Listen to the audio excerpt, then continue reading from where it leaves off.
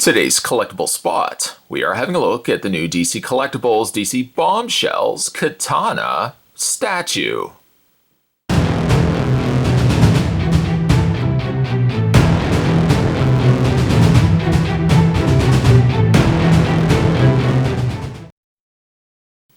You'll be able to find this one at your local comic book store. Continuing on the DC Bombshells collection of statues, we're going to be looking here at Katana. The front of the box has DC down below and a good image, somewhat from the torso up, of what the statue is going to look like.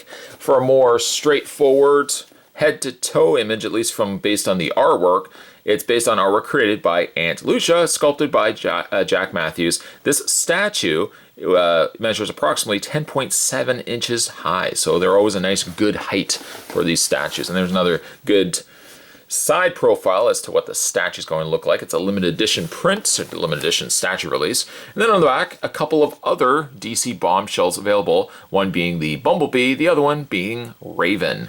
To check out more from the folks over at DC Comics, head over to www.dccomics.com. You can also find a comic book store in your area by, yes, you guessed it, www.comicshoplocator.com. Put in your address, put in your postal code or zip code, and bingo bango, you can find a comic book store in your area. Spot's going to take a break and get this opened up. When we come back, though, we're going to get a better look at the new DC Comics, DC Collectibles, DC Bombshells, a lot of DC there, the DC Bombshells Katana statue. There's more anyway, guys. Don't go anywhere. Stay tuned.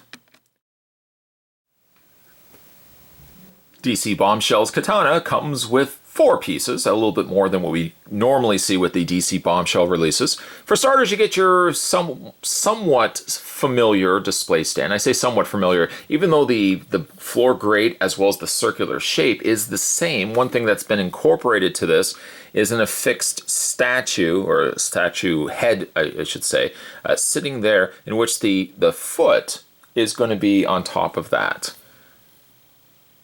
And I'll show you that in a second. On the underside, we've got the limited release of 5,000. Now this is AP28. This is actually an artist-proof 28, as this was a sample provided.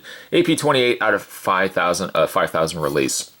Statue is still, the base, I should say, is still a heavy, substantial feeling base.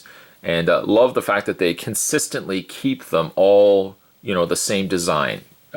Basically from this one to really all the DC Bombshells that we've looked at on this channel, the base has stayed the same, even though the characters sitting on top of the base have changed so drastically. One of the other common things that we see is a front placard that can be mounted, nice riveted, and might I also add some nice paint that's been added to the front here, give it a slightly rusted, banged up metal look to it. And there's Katana featured on the front along with her font. It's magnetized, so it sits very easily onto the display base, and it ain't going anywhere, guys. None whatsoever. It's a nice, strong magnet. So that is your base. Then you've got the statue itself, which seems like it's missing something. Yes, it's missing an arm. The arm is also something that comes included with the statue, and it is magnetized. And again, just depending on how... It should sit just basically to the side right there. I suppose the placement of it, you could also have it higher up, but it really makes no sense whatsoever. I guess theoretically, it could really work both ways. You could have the katana up, but it doesn't really make much sense that way. No, the more correct way is to have it this way. And I like that it is magnetized, because at least with it being magnetized, you don't have the fuss or the muss of trying to force a peg in. This is a lot easier, simply lining it up and having the magnet do all the work for you. The last steps to complete this look is to take the pegs on the underside of the feet, and you want to line them up. I'm going to lift the statue up the base so you can see where they go. There's a larger hole and smaller hole just behind the head that's sitting adorning the display base. So we just want to line this up, being very careful, of course. And when we get it properly lined up, you want to add a little bit of pressure, not too much, but just enough to kind of get everything worked into place. And then you're good to go.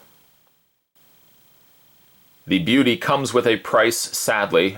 Some of the aspects to this particular statue, I feel by comparing it to the other DC Bombshells, this one's a little bit more fragile. Aspects such as the slippers being basically a piece that's levitating above the helmet of the statue's head, as well as these little side fins. But more importantly, areas such as the blade of the katana, as well as the chopsticks, or the little areas that are plugged into the back of her hair. These are the finest aspects to the statue, and something that you should be very careful of, especially if you ever are taking it out of the package. Inspect that thing first. Inspect these first, and I would say also the sword, to ensure that there is no damage. Let's have a look at her face. She definitely does have one of the prettiest looking makeup application, I think, to the face. The airbrushing of the lighter blue around the eyes really make the eyes stand out. She also has a paler complexion too, which normally I would feel looks a little too pale, but I think for a character such as Katana fits the bill perfectly. This again is what I'm talking about if I just spin the figure around to the back. These very small, fine stems that stick out from her bow. Be very careful of these because, again, they're a very thin plastic. The additional detail I want to point out too is, love this dragon tattoo that's running down her leg. Lots of different paint there as well. It's not just one singular green. You can see that there's some burgundies there, some lighter greens, some darker greens as well. I also like the tore off portion of her skirt, looking as if she's basically just taken it right off with her katana. Now, speaking of her katana as well, even though it's not something that can be removed, I like that the katana is a free-floating piece. It's something that is affixed to her hand, yes, but it does feel like it's a separate piece, and it's even like right down to the fingers, where the thumb and the pointer finger is basically like grabbing onto the handle. It does look like it could technically be removed. Obviously not, though. They've also added this additional cording to, which, as opposed to being a plastic, could be a potential issue for breaking. By switching it instead to a cording, it gives you a free floating piece, but also something that's a little bit more secure. And down below, there's a little decoration there that's been added to the bottom cord that cascades out from the handle. Again, it's such a beautiful looking piece. I would say possibly one of my favorites. Now, I'm just trying to think to myself some of the Bombshell releases that we've looked at on this channel. We've looked at Cheetah, Power Girl, and Superman, which again were like a collaborated, two figures on one set. I also got the Halloween Batgirl. I'm trying to think of some of the other ones. Catwoman as well. This might be my favorite. This might very well be my favorite. For the fact that the sculpt is so drastically different, I like that. Also, her toes basically are holding up the character. It adds just a little extra playfulness, I think, to the way that the presentation of the statue is. The paint is phenomenal. I think the additional flowers and stuff that have been incorporated to the dress is also a nice touch.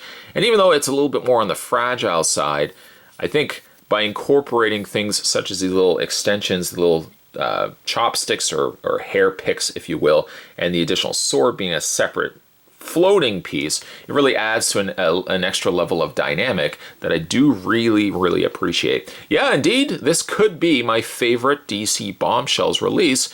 This is now currently also available in comic book stores, and it should now be, I believe it should now be out in stores. So if you guys are eyeing this, maybe through online picks, or maybe through the course of this review, if you really liked the look of Katana here, definitely would head over to your local comic book store and you can pick her up. Probably you can pick her up right now.